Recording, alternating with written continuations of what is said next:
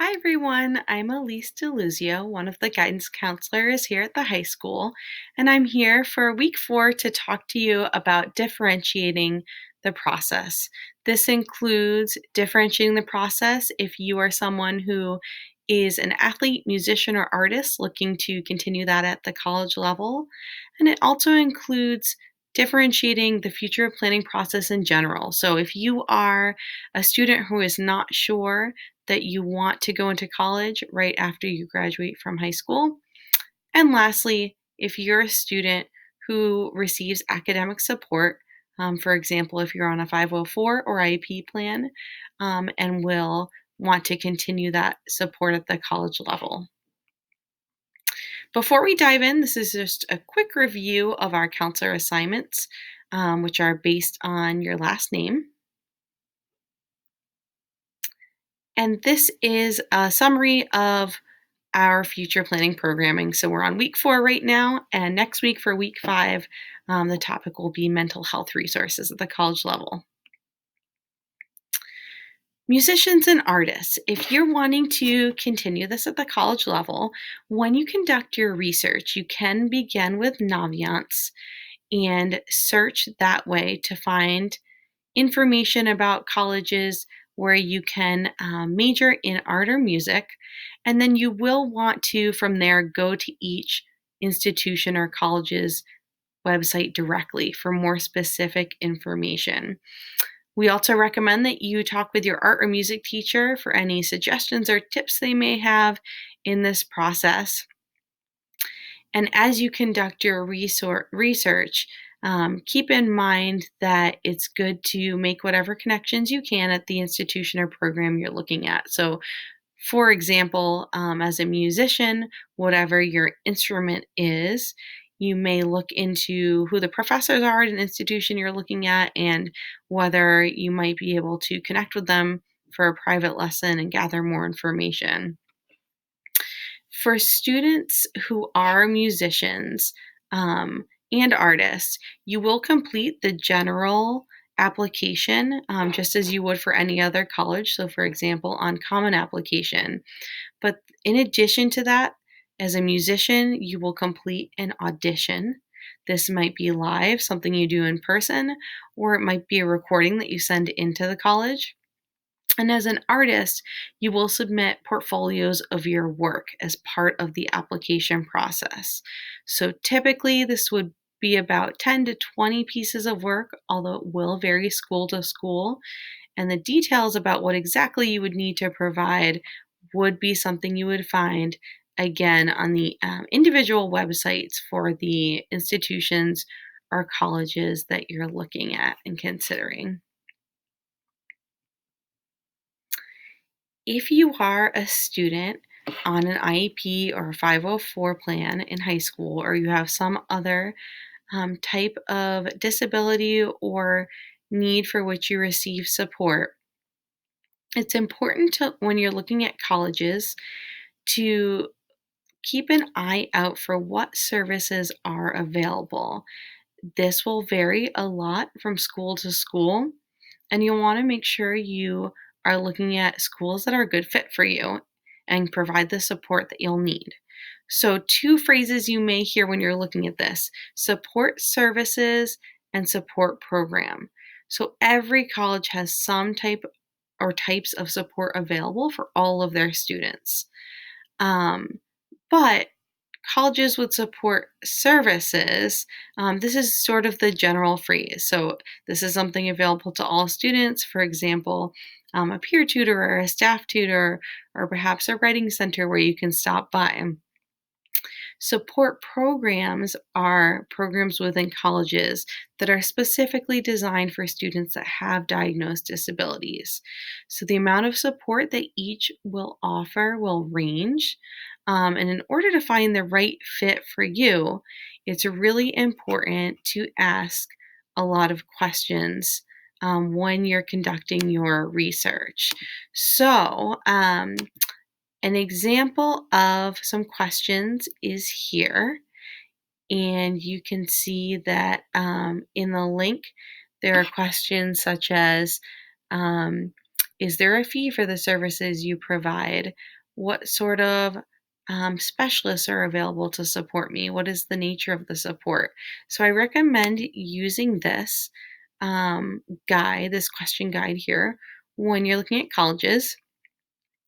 And just to give you an example of what a comprehensive support program may look like, I've linked in um, Curry College, which has a program for advancement of learning. It's called the Pell Program, and is widely known as a very comprehensive support program. So it includes things such as one on one and small group support for students, individualized curriculum, 2.5 hours a week of extra help. So, this is just an example to give you an idea in your research of what a comprehensive program may look like. One note, just something to keep in mind, is when you are looking to access support programs at the college level, as you enter senior year, you'll want to make sure you have your hands on copies of any updated testing and your most recent 504 or IEP, because you will want to provide this to the colleges to which you decide or the college to which you decide to attend, to share information about yourself and set up your services.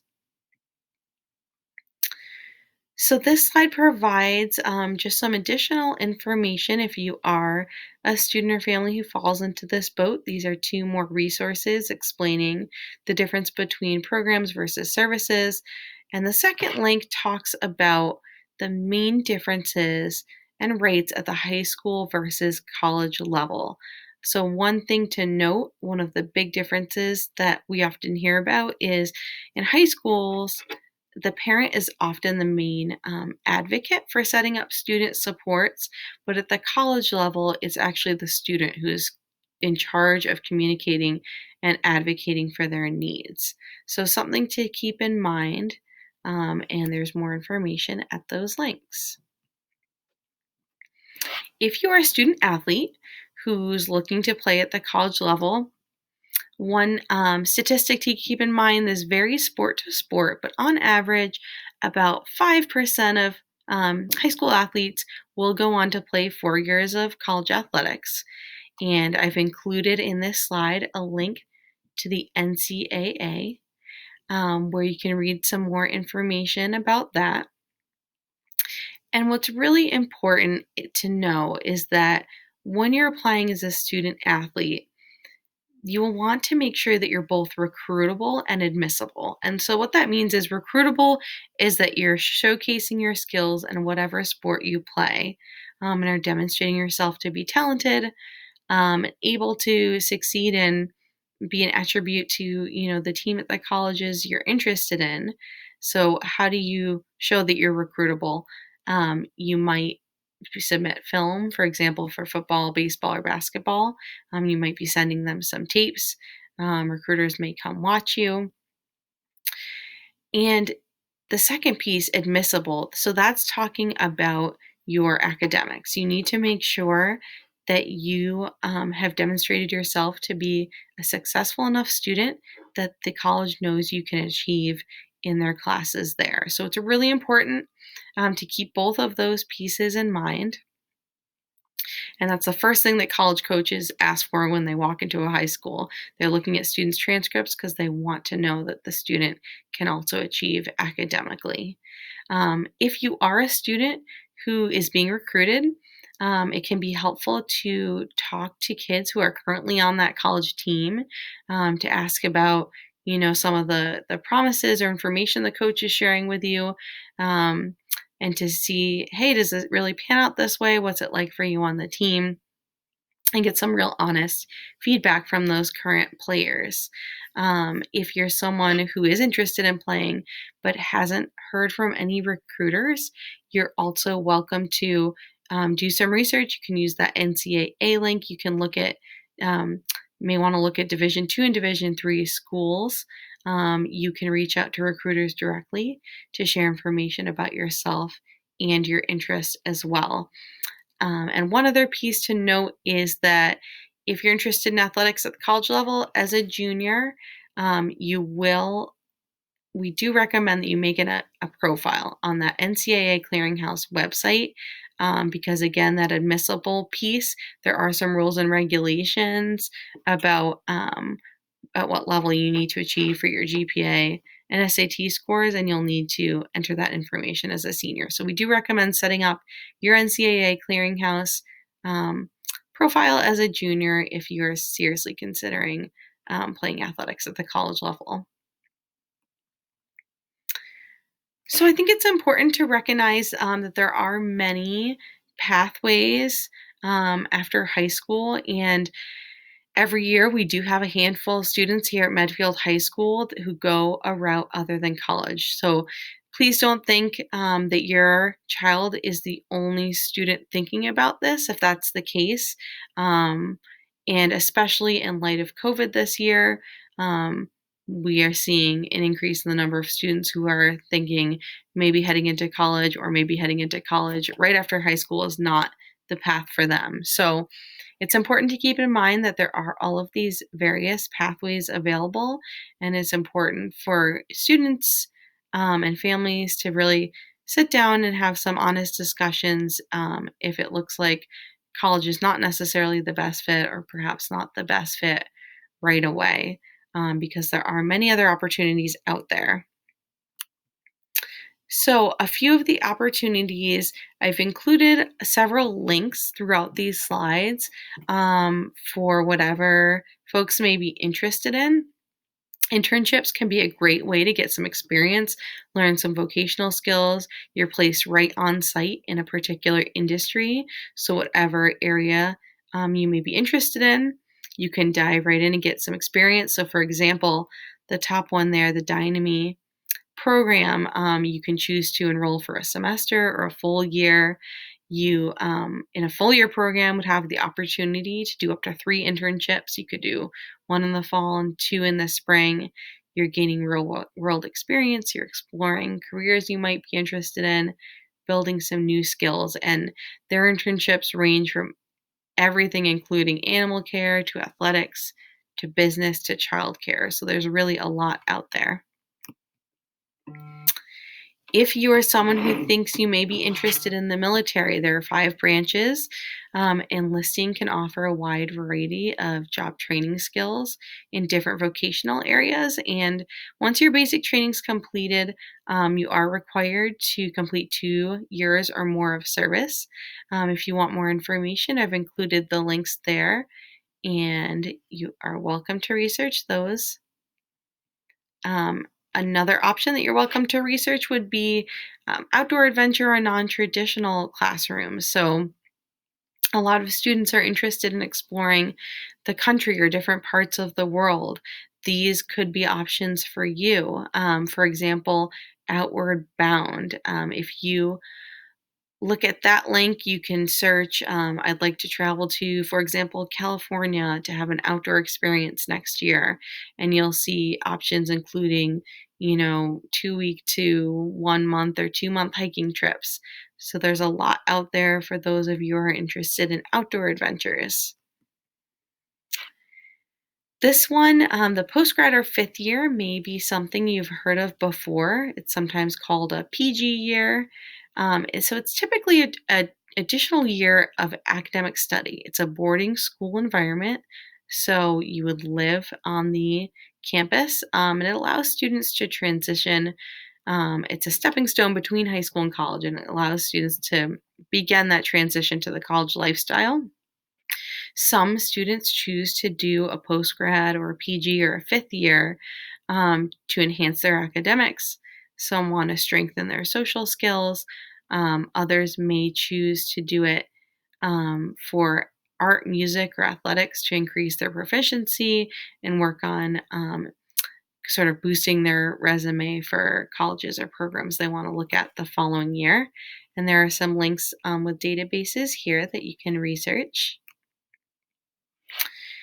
And here are just a handful of examples of programs where you can learn vocational skills or trades. So these are all hands-on programs with various areas of focus. Some students may be interested in volunteer and service programs. So these are programs, the length varies. It might be a month to a year, and there are different ways you can become involved.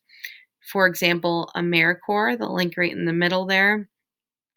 If you get involved with them, you serve through nonprofits, public agencies, higher education institutions, faith based organizations.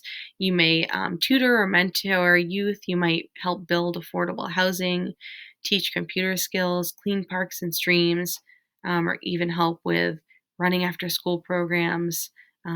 Helping communities respond to natural disasters. Those are just a few examples of the many ways that you might serve in that program. And there are others you can research as well. And study abroad programs. So if you're someone who really enjoys traveling, immersing yourselves in other cultures, these programs, again, there's a wide range. So some might involve academic work, some are really just more about immersing yourself in the culture, some might include volunteering. There's a lot there as well.